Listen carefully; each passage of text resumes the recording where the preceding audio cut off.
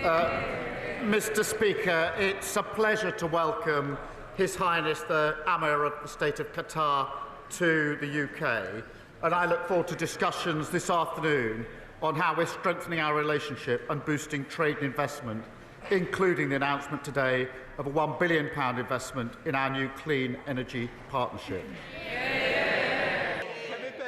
Mr. Speaker, he's obfuscating, but I'm going to keep him on the topic. He said that the former Transport Secretary was only asked to resign after further information came to light.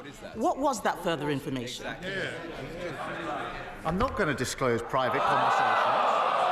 Further information came to light. The Justice Secretary resigned. As I say, what a marked contrast. But whilst she's obsessing with the Westminster issues, we're getting on with fixing the mess, fixing the foundations, that £22 billion black hole, our prisons bursting, Mr. Speaker, as we found out last week, nearly 1 million net migration numbers because of the Tory open borders policy. Mr. Speaker, I'm not asking about migration. I'm asking about the former Transport Secretary. Thank you, Mr. Speaker. Given that a significant number of members in this place... The country needs conviction politicians, not politicians with convictions. Now on to an even bigger fraud.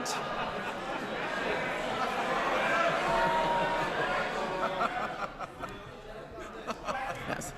Now on to an even bigger fraud, the budget. Last week, the Prime Minister failed to repeat the Chancellor's pledge of no more borrowing and no more taxes. It is obvious that they are coming back for more.